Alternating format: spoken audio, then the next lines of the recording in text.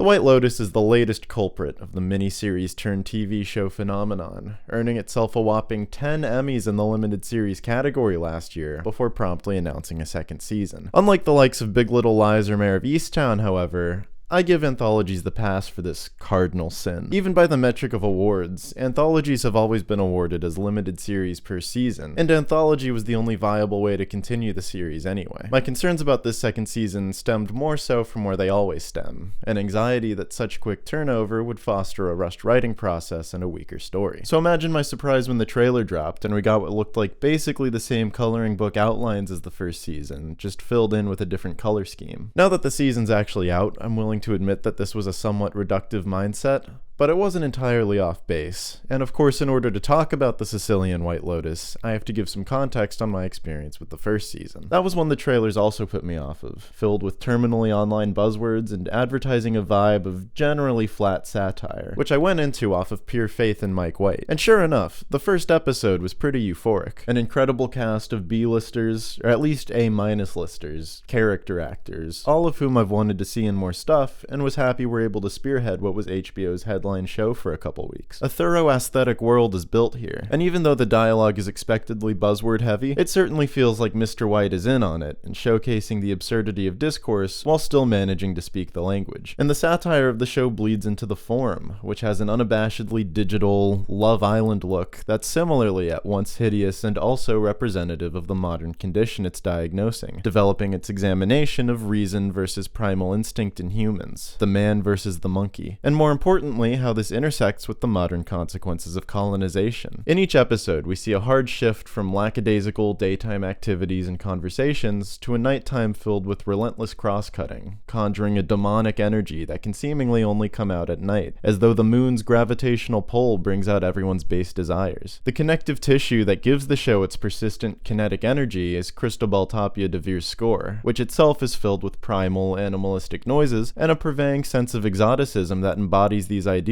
employing what sounds like a stereotypical Native American war cry in its main theme that serves as a constant reminder of the stolen land this resort is built on and the perspective its privileged inhabitants have toward the people it belongs to. This presents the White Lotus as an institution, as a microcosm for the current furthest reaches of colonialism, and as we see these night scenes and the characters become more primal, we also see more of their colonialist politics come out after peeling back the nice family, young lover outer shells, the wolf in sheep's clothing of it all. But White is smart enough to humanize these characters despite all the sinister implications, which puts it a step above a lot of other recent social satire with sort of ostensible eat-the-rich sentiments, which tend to make easy targets out of these figures instead of tackling what actually makes them hard to penetrate in the real world. The other thing that gives this season its momentum is the pure knowledge that someone's gonna get killed at the end of it. An age-old trick the White Lotus proves still has worth, giving some narrative foundation to the demonic filmmaking and general sense of dread. A lot of these ideas get developed a little more in the later episodes, but it's all there in that first episode, and my biggest problem with the season is that it doesn't really go anywhere from there. There's a clear structure that every episode follows, but rather than developing a linear story within these structures, we kinda just repeat the same beats in every episode. Case in point, Rachel and Shane arguing about the honeymoon suite in the first episode was a fun premise, and I was looking forward to what other marital quibbles they'd get themselves into given this dynamic. Instead, the honeymoon suite tension carries on through the rest of the season, well past its mileage, and while it technically leads to the key plot point of the show, I was a little underwhelmed by how repetitive it is. Or how the son has a revelation about the beauty of nature and drops his switch into the ocean, and then in the next episode he's back to the screenager he started out as, and we have to watch him have nature revelations over and over again. It's like there are so many characters to juggle while working toward the finale, some beats had to just be copied and pasted into the next episode so as to basically stall the runtime. So despite the momentum the murder mystery gives us, the real currency of the show is the conversations birthed from the repeated scenarios in everyone's vacation itinerary. Sydney Sweeney and Brittany O'Grady max out the show's Twitter buzzword quota at the poolside, Steve Zahn overshares to his son at a scuba lesson, Jennifer Coolidge goes on some out-of-touch musing. I will say, this does give the show a stronger sense of episodic value rather than serialized tension, settling into a pattern we can expect with familiarity week to week, and there's new stuff to be gleaned from these conversations in every episode, but I can't say I wasn't a little underwhelmed by this lack of inductive narrative culminating in an ending that I think was pretty phoned in. There's poetic justification for where everyone ends up, but none of it really hits like the initial momentum of the season promised. The colonialist commentary only really pays off in the thread with Kai, and a little unceremoniously at that, since the death we're waiting for the whole time is really quite arbitrary. Armand has his sort of uncut gems unraveling, and Shane faces the ultimate consequence of his privileged particularity, which plays into their individual arcs, but it really has little to do with the themes so frequently pointed at by the filmmaking. It's almost like sketch comedy, where the ending isn't really the point since there's material from moment to moment, but it's one of those things where the parts end up being more valuable than the whole, and the opening framing device feels like a bit of a false promise. I still enjoyed the show overall, as a mosaic of modern ailments, but it clearly hit an early peak and plateaued from there. So I had no idea what more Mike White had to say after all this that would make another installment worth more than just a cash grab while he's got the zeitgeist in the palm of his hand. Real quick, I just wanted to add a little postscript to this section because I'm about to basically spend the rest of the video shitting on the first season's writing compared to season 2. But it wasn't until sitting down to edit and combing through the footage and basically rewatching the show in chopped up pieces that I realized just how much better season 1 looks than season 2, to the degree that I think it's worth bringing up, and it'll eat at me if I don't. When I call season 1 hideous, I mostly mean the tack-sharp digitalness and the piss color grade, both of which I feel effectively communicate the themes and tone of the show. But it's also incredibly lush, using a constantly shallow depth of field to isolate the characters and form these gorgeous portraits of them with bokeh that melts into the subject. And though the whole thing almost entirely uses soft, diffused light, it's still able to find moments of seedy genre motivation for its lighting. This all elevates the surreal tone of the show, so even though it's entrenched in immediate 2021 realism and modernism, it leaves the impression of a hazy memory that I think is suited for a story about a vacation. For whatever reason, Ben Kutchins, who shot season 1, didn't return for the second season, and I don't think Xavier Grobet did a great job carrying the baton. The lighting is way sharper for one thing, which, before I realized this was a new DP, I attributed to the climate of Sicily versus Maui, that for a show with so many wide vista shots, there are only so many ways to diffuse the sun itself, because even when they diffuse the light on the subject's face, the background still has those harsh shadows. But another factor could be that season 1 taking place entirely in the resort gave Kutchins more control over lighting than Grobet did in historic, untouchable locations like the Colosseum, and then when they were in locations that they did have more control over, they still needed everything to match. But even in the hotel interiors with full control, the image is sharper and flatter, and not in a way that services the themes any more than the first seasons did, while still balancing a sense of heightened reality. Not only does this season have a more romantic tone, but it's also much more in conversation with the past than the first season, so that haziness would be even more fitting here. As it stands, the more neutral white balance this season has, I think, is emblematic of how less visually expressive everything else is, with pretty much every scene lighting for realism and not much else. And this is where I think that primal element is lost. I originally didn't want to focus too much on the look of the show because TV in general tends to lean more on its writing, but not only in the age of prestige TV should we be holding it to a higher standard, but even comparing the show to itself, they hit that standard before and then lost it, and we're only left to imagine what Kutchins could have done with a location like Sicily. But anyway, where were we? Oh yeah, I was wondering what more Mike White had to say after all this that would make another installment worth more than just a cash grab while he's got the zeitgeist in the palm of his hand. Let's find out. After, of course, a word from our sponsor. Hey guys, Grillmaster here, back for another episode of Binging with Captain. Today we're taking a look at Factor, who provides fresh, never frozen, ready-to-eat meals for when you're on the go. Today I was going to make the trek all the way to Key Foods to buy minced pork for the gochujang noodles I was planning on making, which of course would have derailed my whole day. Instead, this package arrived on my doorstep, and in 2.5 minutes, I have dinner right in front of me. This especially comes in handy during the holidays, when there are too many moving parts to keep track of, and it's cheaper than dining out. Use that extra money to splurge on a gift for your mother. God knows she deserves it. Now you might be thinking, Captain, I thought you were a HelloFresh ambassador through and through. And to that I say, think again, bub. Factor is owned by HelloFresh, so chew on that after poking ventilation holes in the plastic layer with a fork and knife and heating it up for 2.5 minutes. And when you're done, go to go.factor75.com/TJW60 and use code TJW60 to get 60% off of your first order. So flash forward to season 2, where the ante is just slightly upped in every regard. Still a lot of A- listers, but now we're working with a couple proper A-listers, nudging up the average by a hair. We're one episode longer than the first season. Instead of one death hinted at, we now have multiple deaths to look forward to. It's raising the stakes pretty much the bare minimum amount. And then as expected, we do get a lot of identical archetypes to the first season. We have the fucked up family, the young rich yuppies, Jennifer Coolidge with someone trying to get her money, the gay concierge preying preying on a younger employee, the exploited locals stealing from the vacationers as a form of retribution, and we even still have a moment of halfway obscured peen in the first episode to establish that this is HBO, goddammit. Now, to be fair, Season 1 is just the balls and Season 2 is just the head, so there's some mutual exclusivity. But you gotta wonder what Season 3 is gonna have to do to show just the shaft. Now, the cynical mind would attribute all this to a lack of turnaround time between seasons. That rather than build something from scratch, the writers are only erasing down to the original framework and building up from the same foundation. It's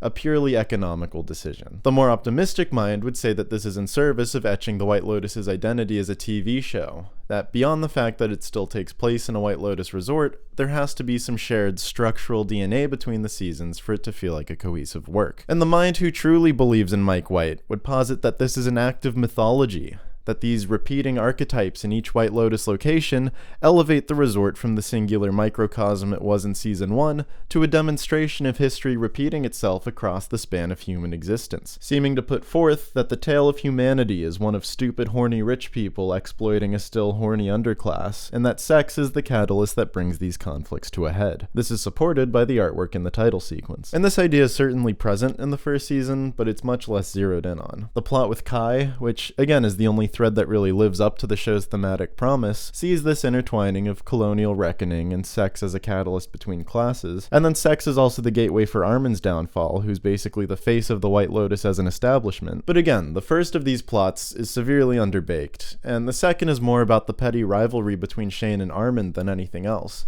So it's actually a notable improvement how comprehensively this aspect underlines every story in this second installment. It's not without some sacrifices. The murder mystery wasn't as much on my mind this time around, so much as anxieties about where these threads could go that didn't involve death. The shift to night isn't in as stark contrast with the daytime stuff as it was last time around. I mean, for a season so explicitly about sex, I just didn't get the same sense of the Dionysian taking over and people returning to their primal selves, aside from individual moments here and there. And while the tourism economy is still a dialogue baked into the setting, we don't have the same themes of colonization as the first season, which broadens what the White Lotus represents. There's still some socioeconomic contrast between the main characters and the locals, but this aspect is downplayed significantly by comparison. In the little after-show blurb from White, he says that the first season kind of highlighted money, and then the second season is sex, and I think the third season, it would be maybe a kind of satirical and funny look at death. And I mean, let's be real, those three themes are all tackled in both seasons, but it makes sense then that he's choosing to emphasize some of them more than others based on the given season.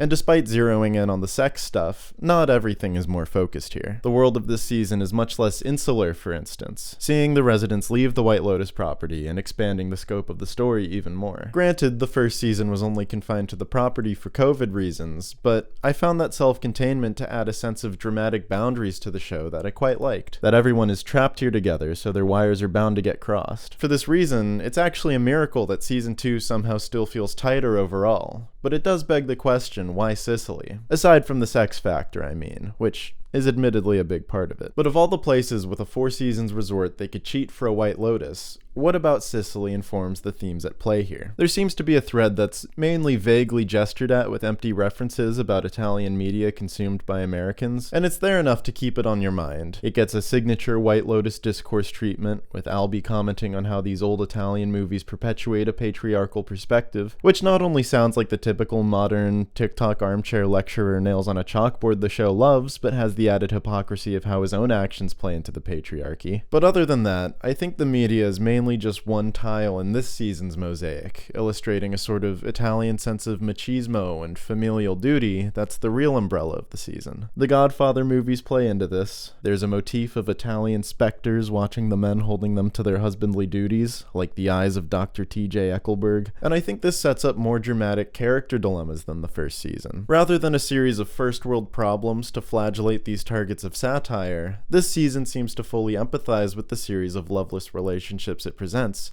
even if it doesn't hesitate to show us how it's these people's own faults. The satire is still there, and the media through line does also play into it with ironic "that's amore" needle drops and, again, defaulting to The Godfather as a cultural litmus test, criticizing the American practice of romanticizing Italy while rarely venturing outside of the curated experience of the resort. I don't know why they keep giving us these menus. We know them back to front right now. It's additionally fitting that the theme song this time around is just a Europop remix of the original theme song. And through this bastardized perspective, there's some fresh air in its examination of old ideals that I didn't expect. It's not reverence for the past per se, as the old ideals quite literally get smashed in the finale, but the show does use them to shake its head at what the current generation has evolved into. It targets toxic masculinity, but not so much the trite alpha male personality you'd typically get with this examination of machismo, or perhaps an older generation of it. Instead, it's more interested in the anti-machismo personality that was born out of reaction to the alpha male type. A neo-machismo, if you will. I mean, the two most deplorable characters this season are the nice guy incels who claim to respect women, but Ethan still gaslights Harper and Albie still enables Lucia to be exploited, offering to contribute to the same system he tries to sympathize with her being trapped in. And that's why I think the central family dynamic is so much more mythologically structured than the one from last season. The three generations of Italian men each informing the other characters. Albie and Dominic's relationship, for instance, is the same as Ethan and Cameron's. The more outwardly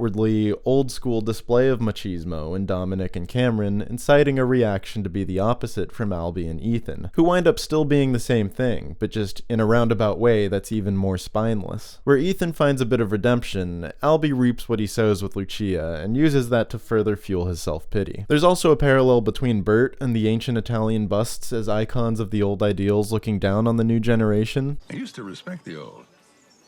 Now we're just reminders of an offensive past everybody wants to forget.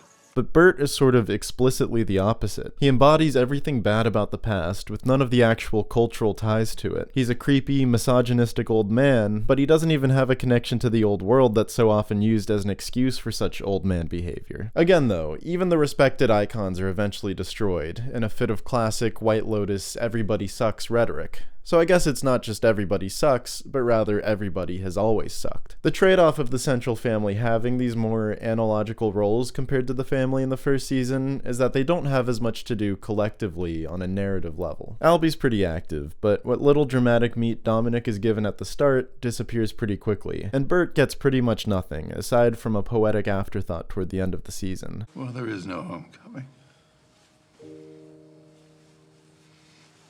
Not for me. Which is a shame considering Michael Imperioli and F. Murray Abraham were two of the actors I was most excited about this season. The intended irony is that the purpose of their trip was to reconnect with their roots, and then they only spend about 20 minutes actually doing that, but they're not up to much else otherwise. Fortunately, thinking about the whole structure of this show as a matter of allocating resources to the cemented archetypes means that the yuppies now have a lot more to work with here. Even when I felt the Harper-Ethan conflict was stalling a little bit, it translates more into a sense of slow burn plot development rather than sheer repetition like season 1. And having two couples instead of one allows for us to get every possible combination of one-on-ones among them, so we can see the different faces they put on in front of different people and piece together their philosophies in aggregate. It's like the fast food version of something like Pauline at the Beach, but I don't even mean that as a bad thing. As one thread in a show with this many moving parts, I'll take it. And despite there being repeated beats elsewhere in the show, like Cameron holding off on paying Lucia for seemingly no reason, we have a much stronger sense of momentum here overall. It doesn't feel like each episode is just settling into the same routine as the first episode. Albie and Portia's relationship in particular develops fluidly over the first few episodes, and each thread has a strong sense of before and after, essentially dividing the season into two halves. Greg leaving, Portia moving on to Jack, and Albie consequently moving on to Lucia, Mia drugging the pianist, and Cameron and Ethan's night with Lucia and Mia all form roughly a midpoint, from which each of their loosely intersecting stories becomes about something else. Again, I think the family dynamic is the least fleshed out here. Dominic finds himself in an interesting dilemma, but it's inherently a dramatic stalemate. All he can really do is complain about it to Bert and ask Albie to stop seeing Lucia and vice versa, since he can't tell Albie the truth without ruining the admittedly few steps he's taken to fix his family. And Albie's also a little stagnant after the midpoint. He learns more about Lucia's situation situation, he asks for more and more money, but he starts out head over heels for her and ends head over heels for her, rather than there being a progression working him to the point of paying her debts off. But again, this plays into the kicker at the end where he claims to have gotten played, even though he was more than eager without any sort of real push. So I clearly don't know what I want from this show. Harper and Ethan's plot becomes more interesting after the midpoint though. For the first half, we mostly sympathize with Harper, and for a minute there she actually feels like the only White Lotus character with any sort of real moral fiber. But after she confronts Ethan, we lose her perspective almost entirely. Not that we start to sympathize with Ethan, but we mostly stick to his point of view, watching what's been telegraphed between Harper and Cameron come to fruition, maybe. And if these four start out as fast food Pauline at the beach,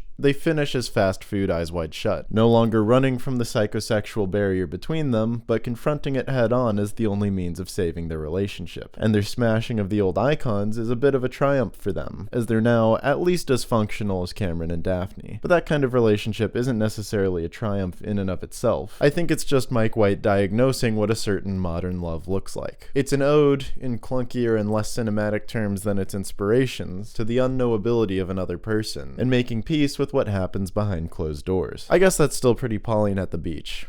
I wonder what the Venn diagram there is. I feel like it would have to be love in the afternoon, but I'm digressing.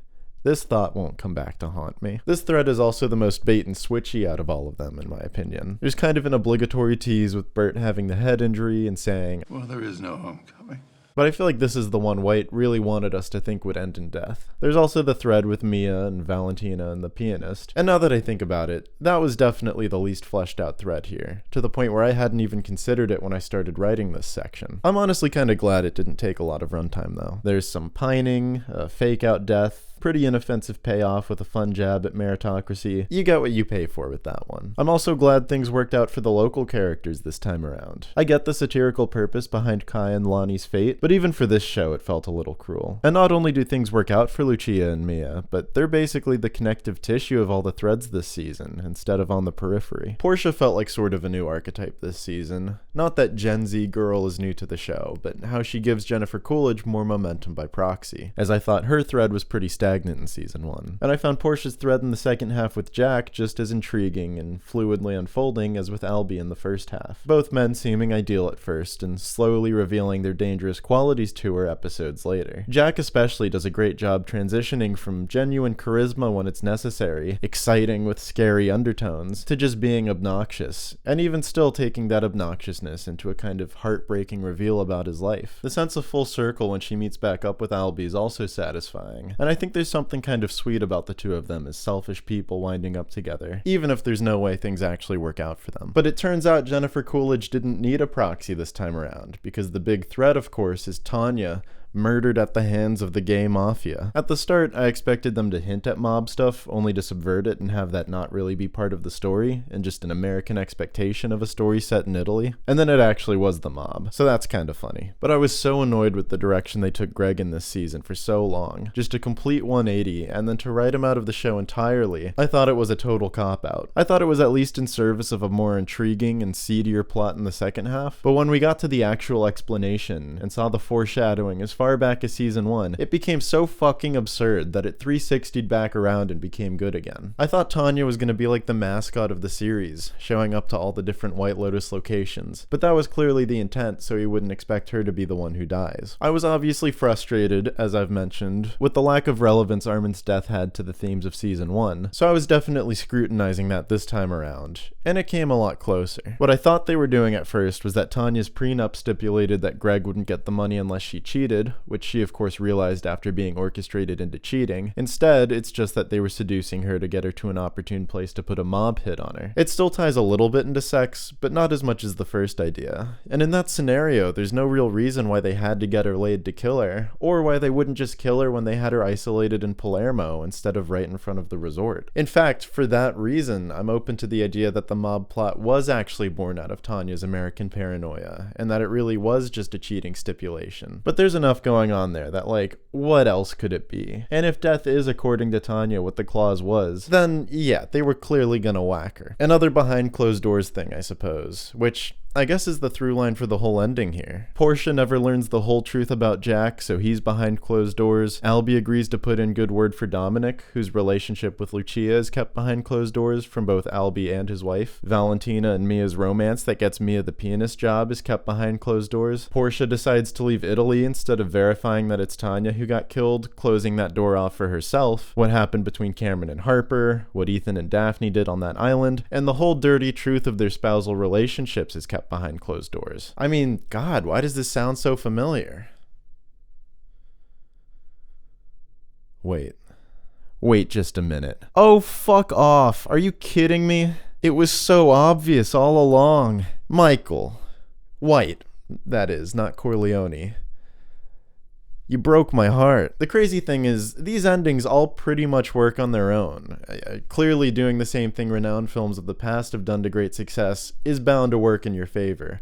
But the fact that this has to be a Godfather riff almost takes the wind out of my sails. I don't know. What am I supposed to do with that? Michael's arc is about corruption from the old way, putting work before the family, smashing the old icons, if you will. So there's a parallel drawn, and it's full circle with Italy and what have you, but I don't know. What good does being so in conversation with another work actually do? I was ready to defend the ending, that knowing who dies doesn't negate the worth of everything leading up to it because those threads have stakes and anxieties that hold their own even without death on the horizon. But I don't know, something about this is very upsetting to me. I guess the fact that it's more or less implicit, and I didn't even think about it until I had written most of this video, is a testament to how much works in and of itself. But there's also a part of me that just feels like taking the ethos of another work and applying it to your own without really recontextualizing it is cruel. But maybe it is recontextualized. I guess by definition it has to be. The Godfather itself is the emblem of old ideals, old cinema, tradition, the canon, and by employing it in this digital 360 shutter, serialized window into not just the modern state of relationships, but the modern state of cinema, of TV shows taking over, and the age of streaming, and 6-episode seasons, and miniseries that inevitably get renewed after making enough money, is how this season is really smashing the icon and showing us how far we've come, for better or for worse. Maybe this was Mike White's master plan all along, making a season that in and of itself is the most telling example of where the industry's at right now, in order to end on a self-reflexive idea indicting the very state of the industry that made his success possible. Or maybe the fact that an empty reference at the end of a fun, summer vacation comedy of manners can rile up such a reaction out of me is the real power of this season, of throwing everything to the wall and seeing what sticks. I think I need to decompress. This is not at all where I expected things to go. I can't tell if I love the man or despise him. Things were so much easier when he was just Ned Schneebly and the guy from Survivor who wrote Jack Black's best movie. I don't know, what do you think? Am I reading too much into this? Is there even such thing? Are you gonna go to go.factor75.com and use coupon code TJW60 at checkout? Are you gonna go visit my Patreon and perhaps watch the latest episode of Happy Hour? I know the answer to some of those questions. Until then, you know where to find me. This has been The White Lotus Season 2. Thank you for watching, and goodbye.